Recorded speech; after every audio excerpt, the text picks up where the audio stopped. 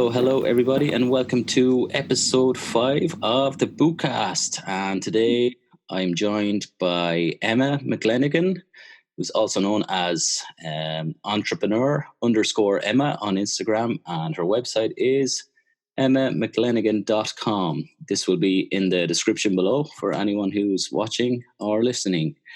Okay, so Emma, can you tell me a bit about yourself? So it's Emma, and I'm from Northern Ireland, and I'm 27 years old, and I run my own web design and digital marketing agency.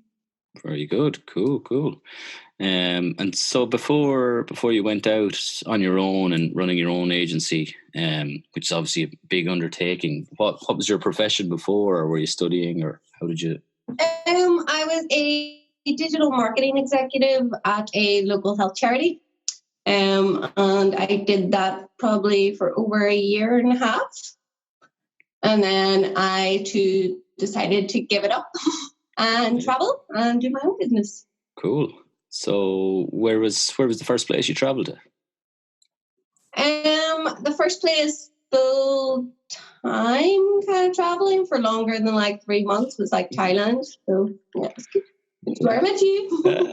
Yes, for anyone who's watching, if you didn't know, which you probably wouldn't, myself and Emma met in the wonderful city of Chiang Mai in Thailand.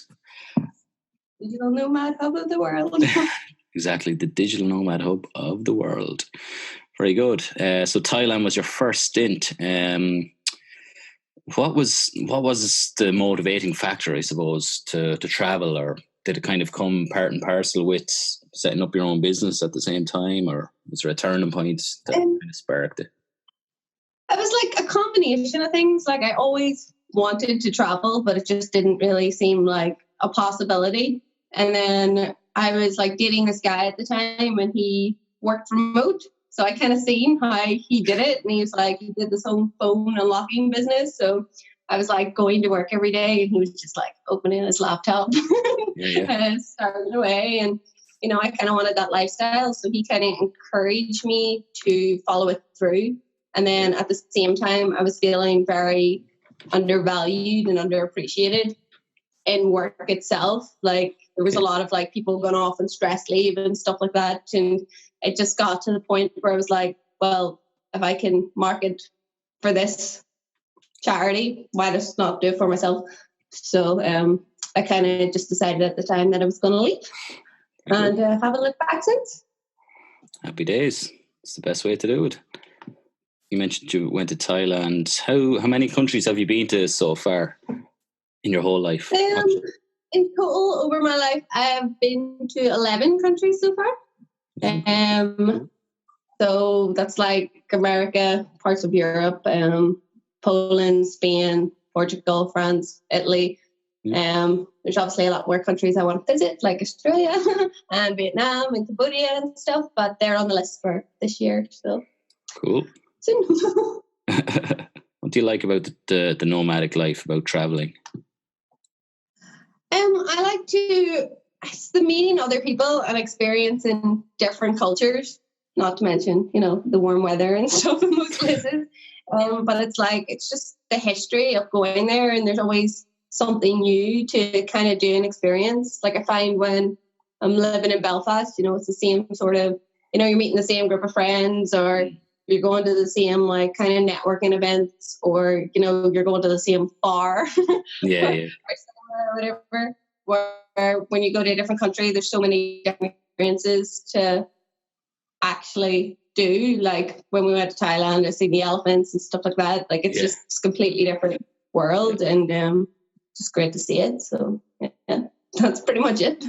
Cool. What's the single biggest thing you've learned from traveling? To plan more, I would say.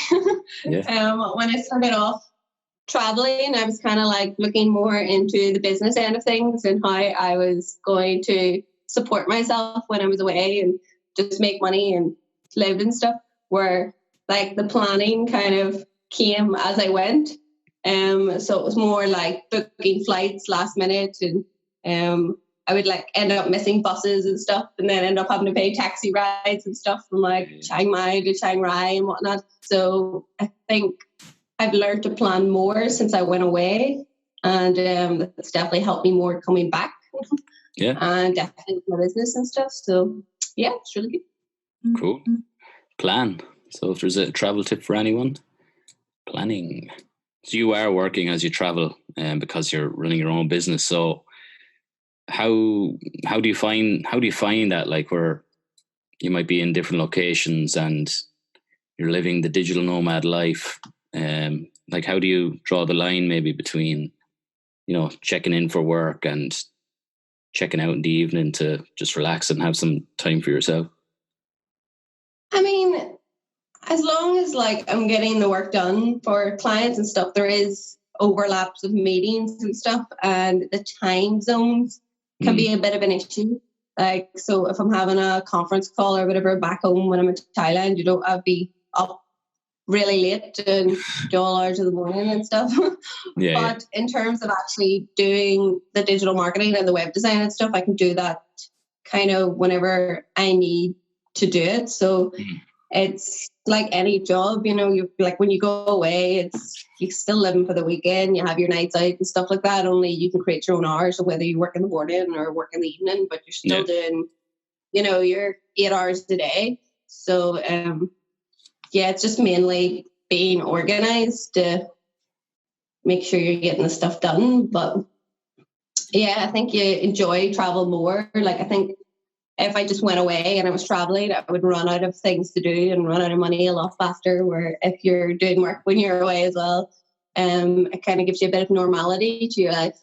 So is there any like key work or career skills that you've learned or honed because of traveling?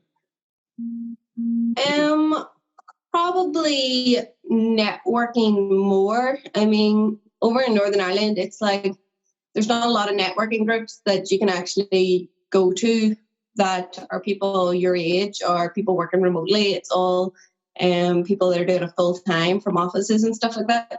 So when I went away and I met more people like me who were doing remote travel, I learned like about hiring other people more remotely and how to work the taxes for that, and like, how to employ them that way. And it's made my company expand faster just by learning these sets of skills from these people. Cool.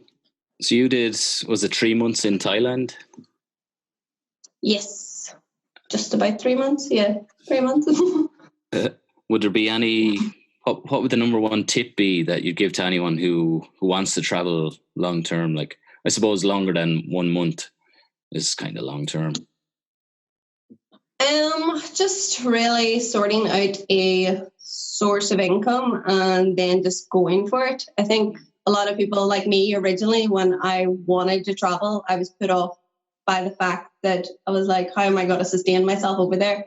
If I go by myself, like, am I going to be lonely? Like, where am I going to stay? Like, is it going to be dangerous and stuff like that? But I guess the main tip is to just go for it. Like, just get on the plane and just go and learn as you decided. And if you don't like it, you can always come back. Yeah, that's it. It's only a flight away. Sometimes two. Yeah, or three. Are there any travel related resources online or offline that you use, that you like, or that you could recommend? The only really ones I would have used was like Skyscanner, and that was just to get cheap flights or last minute bookings if I was going up. Like, I went to see the balloon festival in Chiang Mai and I decided to do that last minute, so I used that, just stayed in a hotel. But they're really the only ones. Like I said, I didn't really do much planning before I went. Definitely probably better do research into that before you go. Okay, cool. So anyone that's watching, Skyscanner, I think a lot of people have probably heard of Skyscanner. There are some ones more specific to Southeast Asia. I came across one, Traveloka, similar one, but you can book accommodation on it as well. So it kind of scans like Skyscanner. It scans the web or whatever for cheapest options based on your dates and your price range and stuff. So I used that once or twice for internal flights, and I found it good. It was better than Skyscanner. Do you keep fit as you travel, or do you find that challenging? If you're in different places and maybe you're not. I mean, I do. I mean, because back home I like Irish dance a lot, so I didn't want to go away and then come back and then just have no fitness levels whatsoever. So normally when I was staying in places, I would stay in somewhere with the gym or close enough to a gym that it was in walking distance. And the gym memberships and stuff over there are normally pretty cheap. Just take one out for a month and do that. Obviously walking and hiking is available. That's pretty much it for the fitness part of it. Cool. Yeah. Okay, cool. So I think you mentioned earlier on that you want to do another Southeast Asian trip. So where are you off to next, or do you have anything booked? Well, I'm flying back to Thailand come November because I want to do the Festival of Light show. Because that's something I didn't get to do the last time I was there. And then I'm going down to Vietnam after that. So I don't really know how long I'm going to stay there. And then I want to do Cambodia. But I still want to do like other parts of Europe and stuff. So it's really, I'm kind of deciding whether I'm going to do that before November or whether to wait until I get back. Because I really want to do Germany and Albania. Albania is another one I really want to do. Okay. And Romania. So I suppose this is a business question, or maybe this is just a travel or life question. So what's your biggest goal for the next year then? Well, my biggest goal is to up the number of countries that I've actually seen. I mean, 11 just is a small fraction compared to the rest of the world. And then the other goal would just be to expand my business more. My clients are expanding quite rapidly, so it's a matter of getting more staff to take on the work. So there's that. And then I have a female entrepreneur package that I'm focusing on at the minute. So I want to help more women become entrepreneurs so they can work remotely and leave the 9-to-5 life behind. And then they would have the option of travel. Very good. So nice goals to set for yourself for life and business. Well, you've got to have a mixture of both, That's it. It's all about the balance. Okay, so can you tell us a bit more about your core business? What is it that you do and that you can do for companies and for individuals? So it's called Digital Rocket Marketing, and basically what I do is we'll look at your website, and if they want a new website, we'll build an SEO based site that can be found on Google. We also offer SEO on its own to help you rank if your website's built for the customer user journey. We do pay-per-click ads, so Google, Facebook, Instagram. There's some social media if you want that option as well. And then the second business is obviously that female entrepreneur one, which is a package. So it's kind of like over the cost of 9 months. So it breaks the cost down for the person who wants to start a business. So a lot of females don't get as much investment as males, especially in the UK. Oh, yeah. So for them, they then pay like £350 to a web developer to build them the site that doesn't convert. So then they kind of give up on everything. So it kind of breaks down the price for them so they can earn money and actually pay it back as they go. Which is it's more beneficial and makes more sense. So instead of you needing like $5,000 up front to start your own business, make the money as you go. Yeah. So that's pretty much it. So you're kind of teaching women how to start a business from your own journey and from your skills and expertise. Yeah, so it uses kind of my journey. There is some training along the way. There's obviously books and stuff that you should read. But we do all the digital marketing for you. So we take care of all that. So it's like we will build your website and we will do your SEO and, we'll give you your social media guidance and stuff. So you know exactly what you should be posting and when you should be posting it. So it's more than just training someone to be an entrepreneur or, how to market online. We do it for them so they can focus on their customers, their clients, and their actual product and their service so they can actually grow their business rather than having to put all this energy into learning a topic that's so large. Because I know for myself, it was easier for me to start up my own business personally because I could cover all that stuff for me. So it was a low cost for me to start. Yeah. So I just want to give that option to other people. Cool. Very good. Best of luck with that. Both ventures. Cool. So I think that's pretty much it, Emma. Thanks for coming on the show. Just before we go, how can people follow your journey or inquire about business services if they should need them? I just said before, you can visit my website, which is McClenaghan.com. If you want SEO services or website design, you can visit digitalrocketmarketing.co.uk, or you can follow me on Instagram, which is entrepreneur_Emma.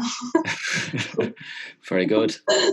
Okay. Thanks a million, Emma, for coming on the Bootcast, and best of luck in all of your No problem. Thanks for having me. No problem. Thank you. Cheers.